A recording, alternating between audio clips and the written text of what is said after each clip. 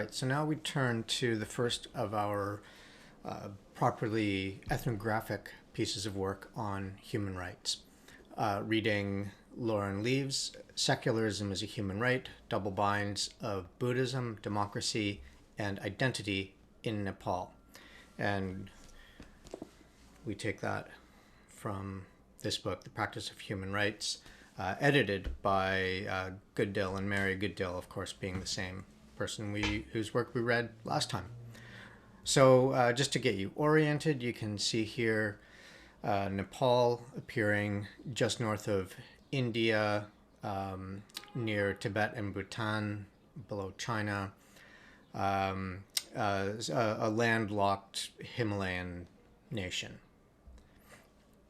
Now, at around the time that Leve is writing in this essay in the 1990s, Nepal was still a kingdom, a Hindu kingdom, and there had been, up to this point, decades of tension and sometimes open unrest over the legitimacy of the monarchy. And there had been, in response to that unrest, some experiments with parliamentary monarchy and a push for a democratic rule of government. So the 1990s then saw this increasing popular demand for the end of the monarchy, and so this is the context in which this piece is written. This is the moment that she's studying. She opens the essay then with a scene from 1994, a massive march depicted in a Buddhist magazine, and the march was made up of advocates of secularism in Nepal and led by Buddhist monks. So the Buddhist monk appears prominently in this march and therefore in the photographs of this march. So with respect to this, she asks, why would Buddhist monks, quintessential religious subjects, lead a march in support of secularism? And given that human rights conventions guarantee freedom of religion, how and why do they make the claim that secularism is a human right? Now, she could mean this question about why Buddhist monks as the quintessential religious subjects in a couple of different ways. One way that she could mean that is, why is it that religious subjects, of all possible subjects, are leading this this movement for secularism, which doesn't seem to be a pro-religious kind of a movement. Another way is, why is it that Buddhist monks, who are in principle not to engage in this worldly activity, they're supposed to be oriented toward otherworldly activity, the release from this world through specific meditation practices, for example. In a sense, I think you can find both of these appearing in different ways throughout the essay, but I just want to flag that there are a couple of different issues that she's indicating in a passage that is not clearly trying to indicate which ones she's pointing to directly. So then she goes on to explore what she calls a double bind. It's a term that she's borrowing, but she employs it here quite effectively, I think. So a double bind is not just a choice or a decision that's difficult to make, right? So, well, I'll just leave it at that. It's not about the difficulty of the decision, but rather it's about a situation in which an agent, an actor, faces obligations or options that are pressing, that are equally valuable, that are equally valid, and yet are incongruent with one another, maybe even contradict one another. I think that this notion of contradiction is more what we get in this piece. So in the case that we're looking at here, the double bind arises when Theravada Buddhists use human rights against the Nepali state, the monarchy essentially. So Buddhists in Nepal wanted to defend themselves against the Hindu state, right? So we're looking at a Hindu kingdom in a state that is made up by the overwhelming majority of the citizens being Hindu. So Buddhists are a minority. They're a small minority, and yet they're the largest of the minority religions in Nepal. And to do this, the Buddhists call on human rights. But that also meant presenting themselves as the sort of beings that liberal moral and political theory presumes. So the sorts of liberal theory that we've been looking at with Locke and Mill, and in a way with Kant, this self-possessing, autonomous individual. She says, though, however, it is precisely by disavowing key aspects of this liberal way of understanding the person that Buddhism distinguishes itself and constitutes its adherents as Buddhist. So already we can see that seems to bear within it this kind of contradiction of the double bind that she named before. Another way to put this is to say that they, the Buddhists, must embody or present themselves as embodying a particular kind of person or individual, exactly so that they can defend a belief that that kind of individual is illusory. Right? So that we'll get to this later, but the Buddhist notion is that the self is an illusion. And yet, here they are having to embody particular kinds of selves, the liberal self, in order to defend their rights to claim that the self is an illusion.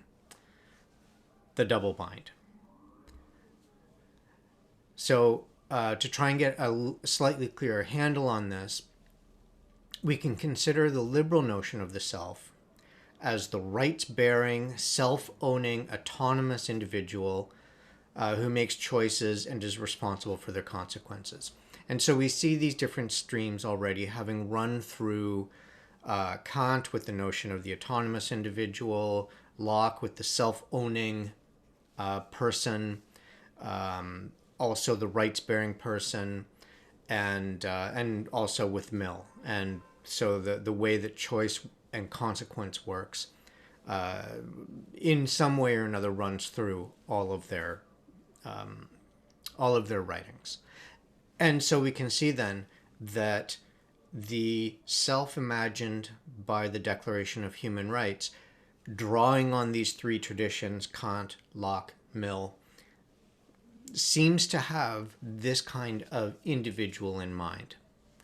On the other hand, we can see the Buddhist notion here captured by a phrase by Thich Nhat Hanh, a very, very famous and well-respected Vietnamese Buddhist. He says, some people say that Buddhist practice is to dissolve the self. They do not understand that there is no self to be dissolved. There is only the notion of the self to be transcended. So I've put these side by side with the delightful graphic of dissolving selves to try and get the contrast as sharp as possible between these two different approaches to the self, these two different senses of what the self is, an illusion versus the bedrock of all social and political action, to try and make as clearly as I can the contrast between these 2 points. Leve notes then that the double-bind Nepali Buddhist face is an example of something that we also encountered with Goodale about human rights. That is, they, the Buddhists, draw on, quote, transnational languages and forms of authority to conceptualize, advance, and support their own locally determined ends. So this notion of transnational languages with local manifestations, we've already encountered that in one form as the vernacularization of global languages of rights. This is very close to what we've already run into in Goodale then. Here then, Nepali Buddhists employ human rights, the claim that secularism is a right, as a way to contest the notion that a Hindu nation state can be democratic, right? So we have a Hindu nation state, a Hindu monarchy, and it's going through a process of democratization and establishing democratic rights and other sort of liberal rights within a constitution. But Nepali Buddhists are contesting those moves, saying that it's still maintaining Nepal as a Hindu state. And so we're still not where we need to be. Secularism is the human right that we demand. As noted above then, this relies on notions of the self that Buddhism denies. In essence, we're seeing here competing concepts of the human. Leve points to an unsettling implication of human rights. They compel people, in order to gain access to these rights, to adopt certain types of self-presentation. In this case, types of self that are anathema to the notion of self that Buddhists maintain, this notion of the self as an illusion. She considers this a certain type of discursive imperialism, which is a phrase that should recall Herskovit's concerns, right? This is very close to what we saw in Goodale's piece, where he discusses Herskovit's concerns. And Herskovitz is disturbed by exactly this kind of imperialistic threat latent in human rights. So here we're seeing what that would look like in practice.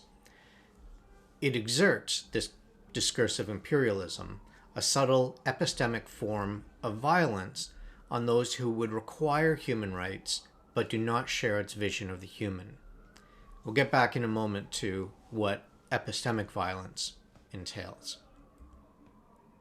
So at the time of the secularism rally, July 1990, Nepal, as I said, it was still a Hindu kingdom. That's changed since then. It just, in the last generation, became the Federal Democratic Republic of Nepal. So no longer monarchy.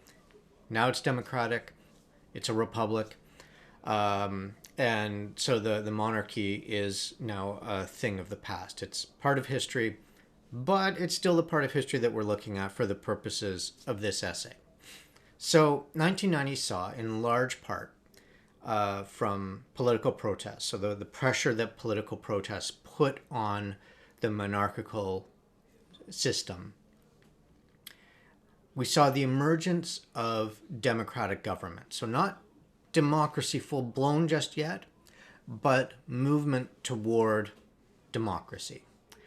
But then that also opened a path for these previously neglected ethnic minorities to politicize their identities, to move a move that is in keeping with liberal democracy, but at odds with the nationalism that had prevailed under the monarchy, and with the party-based model of democracy that the movement leaders prioritized, right? So that the leaders of the democracy movement had in mind a party-based democratic system, not an identity-based system.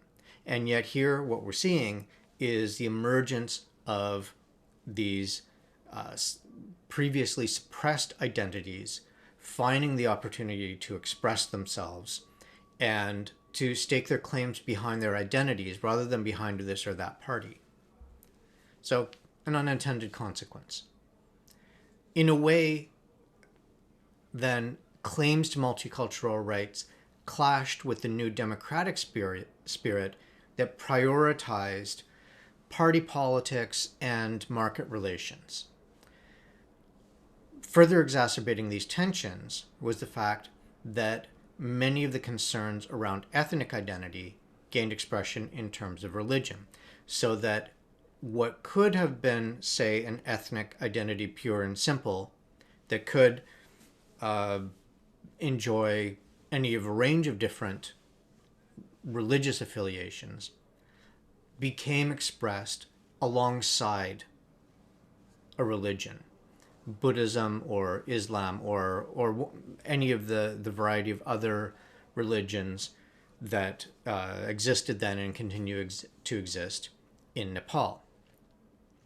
In this way, then, demands for secularism and demands for multicultural democracy emerged. This shouldn't strike us as all that surprising. So the history of theocratic rule that defined the nation state with Hinduism and outlawed challenges to this identity of the nation state as Hindu, and outlawed proselytization and conversion, so that if you were Buddhist, for example, you couldn't proselytize, you couldn't try to convert people to Buddhism. So that when political pressure suspends these kinds of, or pushes back against these kinds of dictates from the monarchy, then we can see that different forms of religio-ethnic identities will start to assert themselves. They've been suppressed, but it's not like they haven't existed. But further, what this means is that there's always been this long history anchoring identity in religion there, either as Hindu or as an ethnic minority and a religious minority in relation to a dominant Hindu state that gained its self-claimed legitimacy to rule on Hindu principles. So the way this became manifest in the era immediately before the secularization movement of the 1990s, when the king ruled on the model of the, quote, paternalistic Rajdhamma that stressed the modern king's moral claim to the devotion of his citizens in order to suppress social and political critique. So what that means then is that there's, as I say, a particular Hinduized notion of legitimate rule, and the claim on the basis of that, that because the king has this sort of theocratic right to rule, a right to rule based in the religion, based in Hindu principles, then the king is also in a position to suppress critique and can do this sort of by virtue of the sort of being that he is. We're going to see something of this when we turn to Thailand as well, but through a more explicitly Buddhist notion of karma. But we get to that next week, so I'll leave that for now. The point simply that I want to make here is that up until this point, the king asserted the right to rule along religious lines. It was a religious mandate that the king took to rule, and so it was a religious right to quash political or social critique. Now, on this view, the view of sort of a Hindu nationalist state monarchy, there is to be one language, Nepali, one culture, one king, one religion, and this was to be enacted by projects to Hinduize those of other religions and ethnicities, so that even within the ruling principle of the state, they had a way of folding non-Hindu groups into a kind of Hindu cosmology. so that there was a way of organizing even Buddhists within a Hindu vision of the cosmos.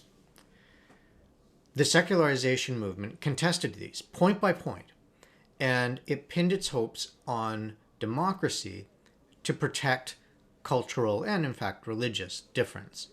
So the interesting thing is that the most potent language available to contest the privileged place of Hinduism in Nepal's politics was the language of secularism. So on the one hand, it wasn't a, so to speak, obviously homegrown language that was available to contest. And secondly, on the other hand, this was in spite of the leadership role played by Buddhists, again, by monks who are not supposed to be concerned with this worldly activity or not supposed to engage in politics. And yet here they are embracing the language of secularism to contest the Hindu monarchy, the sort of Hindu chauvinism, you could say, that was embedded in the monarchy at that point. On the one side, then, we have Buddhists engaging in politics. As I say, that doesn't align with the religious principles they claim as Buddhists, and they do so in terms of secularism, so not in Buddhist terms, or at least not obviously in Buddhist terms. On the other side, we have Hindu nationalists and royalists claiming that secularism is anti-religious, and as part of that argument, that only Hinduism can hold the country together and forestall ethnic and religious violence that would otherwise be inevitable. So their point is, get rid of Hinduism, the country's going to fall into a chaos of violence, and secularism is the path to getting rid of Hinduism. Despite the significant expansion of rights and freedoms in the 1990 Constitution, and they were significant, there were real concessions there, still, Buddhists pointed to the lack of secularism as a central principle in Nepal's government. Why? Because the Constitution still maintained Nepal as a Hindu kingdom, not a secular state, not a multicultural democracy. So all of the rights that democracy movements had won within that constitution still missed the principal aspects that the Buddhists were lobbying for. So the constitution's secular failure was evident, for example, in its prohibition of religious conversion, which seemed also to undercut the principle of freedom of religion.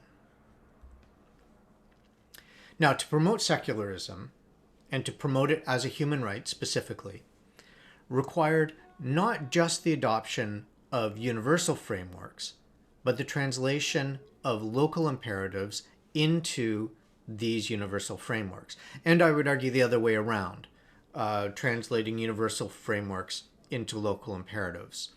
To some extent, we'll see that there's sort of a dialectic relationship between these two things. Also, I just want to flag this in passing as well. You can imagine a way of promoting secularism, but not casting it as a human right. So in the US, for a counterexample, you could think of the way that not human rights, but civil rights has played an important role in the formation of the American political psyche, and that debates around secularism tend not to be in reference to human rights. They tend to be in reference to secularism, in reference to things that are more of a civil rights nature around freedom of religion. So these are being combined in a specific way in the Nepali case, secularism as a human right specifically. So in contrast to the previous panchayat government. So panchayats were like local elected councils, so that there wasn't election at the state level, but at these sort of regional levels, and that they would answer to the king. So in contrast to that system, which was claimed to be uniquely Nepali, Buddhists drew on international discourses to insist that secularism is an inalienable part of democracy. They argued for several things. First, secularism is about equality and freedom of religion. So we can see here then that they're pushing back against this idea that secularism is anti-religious, and rather saying that secularism is a matter of religious neutrality, so that it doesn't privilege any particular religion, but rather guarantees this religious equality and the freedom to practice whatever religion, and indeed to change religions if you wish. So that's number one. Second, equality and freedom of religion are internationally recognized human rights.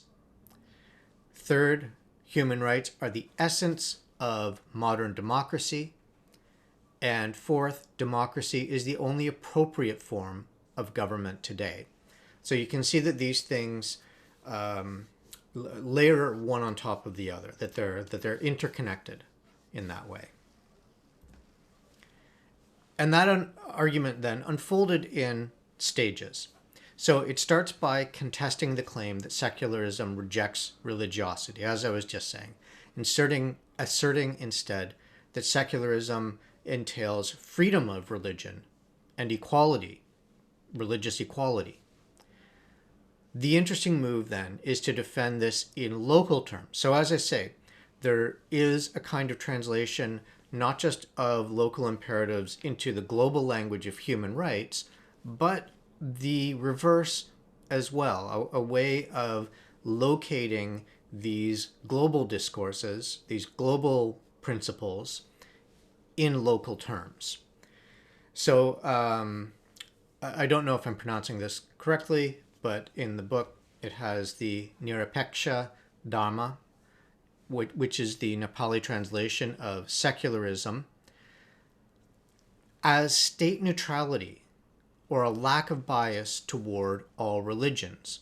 So not a bias in favor of Hinduism and a bias against Buddhism, for example, but non-bias to all religions. This means then that it is a political arrangement. It's not a religious commitment, and it's certainly not a commitment to the abolition of religion. It is a stance of political neutrality that assures the freedom and equality of religious practice.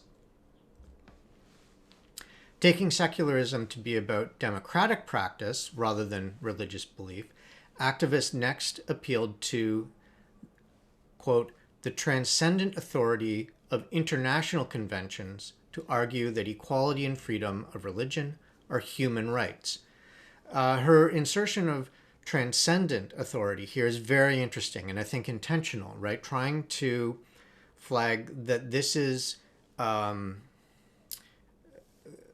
the notion of transcendence is one that has not just a kind of global authority aspect to it, but has something of a religious feel to it. And so she points to this interesting reconceptualization of human rights principles that are without any, to at least in principle, that they're striving to have no particular religious flavor to them whatsoever, but rather they become reconceptualized in these local Nepali terms as transcendental and having this kind of sacred status to them, so that they become almost quasi-religious in their own right, or having the authority usually attributed to religious principles. Very interesting. Anyway, so translation in both directions is the point. Third, then, they connected human rights with democracy, making the case that there is no democracy in terms of religion, so that you can't have a Hindu state that is also a democratic state. In short, as long as there is a national religion, there cannot be democracy. This is their claim, because there is no secularism, meaning that there is a lack of human rights, which are central to democracy. Now, of course, there are democratic states that exist right now that also have official religions. You find this in Scandinavia, in spite of the very widespread atheism within Scandinavian states. You find this in the United Kingdom, again with an official church, in spite of, once more, widespread atheism throughout the UK. And these, of course, are democratic states. So in the Nepali case, I think they're not making an historical claim, but they're making a certain kind of conceptual claim that the state, in order to be properly democratic, must be secular as well, privileging no particular religion, taking a stance of neutrality toward religion. And so they probably would offer something of a critique of these nations that do still have official churches and official religions. So they might be borrowing something that looks more like the American notion of of secularism as the strict separation of government and religion, so that religions don't have a say in the way the government runs, and governments don't interfere in religious affairs. This seems to be the notion that they have in mind anyway. So then it's interesting that Nepali activists did not think of their actions as reliant on international and liberal ideals, but rather as reflecting well-established desires for development and democracy. So then the way that they come to the notions that they have of secularism, of democratic rule, of religious equality, and so forth, is they come to it through this history of struggle for development that also simultaneously is a struggle for democracy, rather than coming to it from this kind of top-down route in which there are these global discourses of democracy and human rights and the liberal individual circulating that they pick out and sort of transplant. No, they're pointing toward the traditions that already exist of struggling for development and democracy, and saying, well, this is where these notions come from for us. Now, at the same time, reading religion through liberal, democratic, secular lenses harnesses religion to liberalism, so that it's not like you can just draw on these discourses completely neutrally and have no implications for the way that you think about religion here. So it makes religion accountable to liberal principles of equality, democracy, and rights. And necessarily so, right? Because they're trying to ensure that Hinduism is held to these principles, that it is accountable to these principles. And because they're making the bid for religious equality, therefore, all religions within Nepal are going to be accountable to these notions of equality, democracy, and rights. So then, citing Talal Asad, Leve notes that modernity, and typically we think of human rights, democracy, and secularism as being constitutive parts of modernity. So modernity is not a way of apprehending the real. So it's not some privileged way of getting closer to reality or truth, but rather modernity is a way of living in the world. So as it establishes its moral, political, economic, and epistemological institutions, it creates the realities it describes. So epistemology, I said I would come back to this, is simply the theory of knowledge and understanding. And so with modernity, you get certain sort of conceptual qualities around moral, political, and epistemological principles, but they also become institutionalized in specific ways. So with democratic institutions, with, say, capitalist economics, with science as the most authoritative model of knowledge.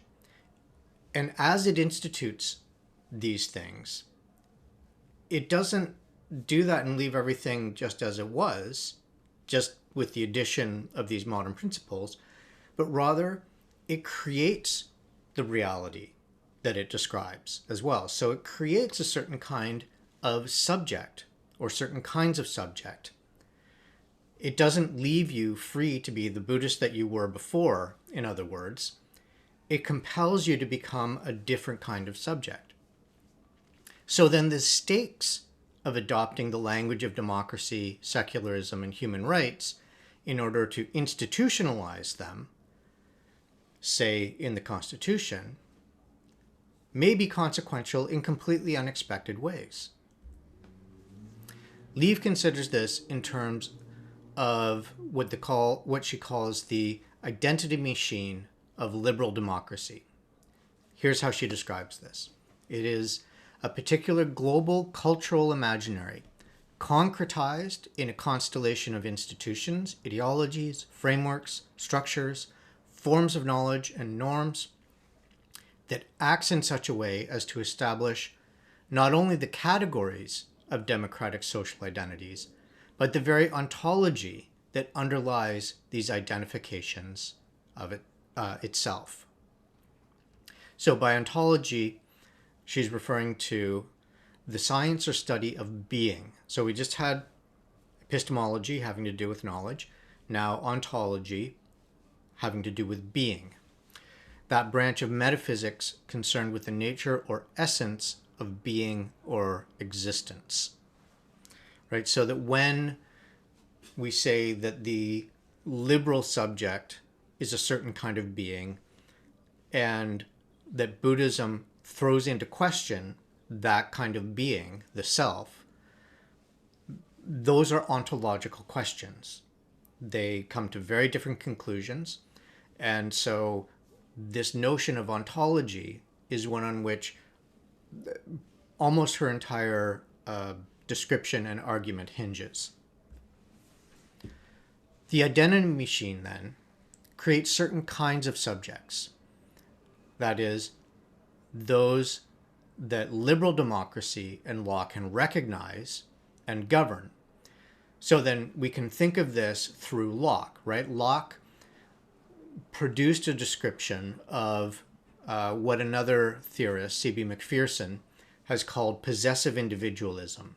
The individual who possesses him or herself, hence lays a property claim to the labor produced by one's own body, the products of the labor that one produces, and so forth. So this notion of possessive individualism is central to the liberal notion and the liberal democratic notion.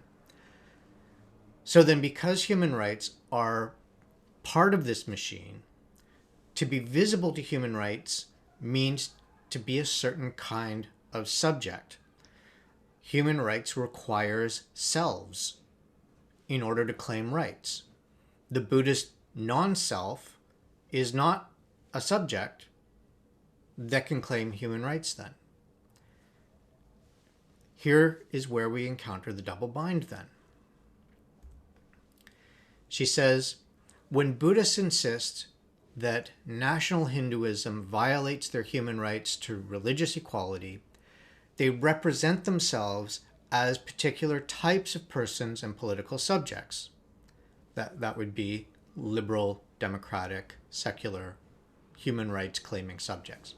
Yet in other contexts, and significantly in this case, when they are practicing Buddhism, which should absolutely have a capital B, they reject the very premises associated with these claims. In fact, for many, the very essence of Buddhism lies in the recognition that these premises are illusory. The two sides of this contradiction are, on the one hand, the self-owning individual of liberalism, whose primary mode of social interaction is the market relation, that is, we relate to one another through our market relations, and on the other, the non-self of Buddhism. It's hard to see how these could be compatible, how you could reconcile them to one another. Thus, with human rights and secularism, identities become properties of persons rather than relations between them. Again, this notion of the proprietary self.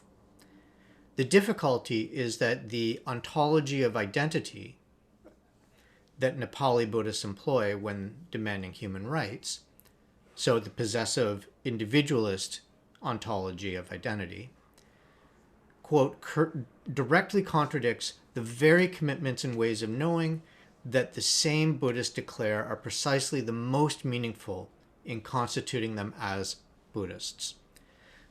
So we also see then the idea of ways of knowing emerging here. So she returns to these twin themes of ontology, of identity, and epistemology, having to do with how we know what we know. Leve points to the centrality of anatta, or not self, to Buddhism. The notion that there is no enduring, experiencing subject that is ontologically distinguishable from the experience itself. In other words, Buddhism believes the whole experience of identity is an illusion. This very thing that is the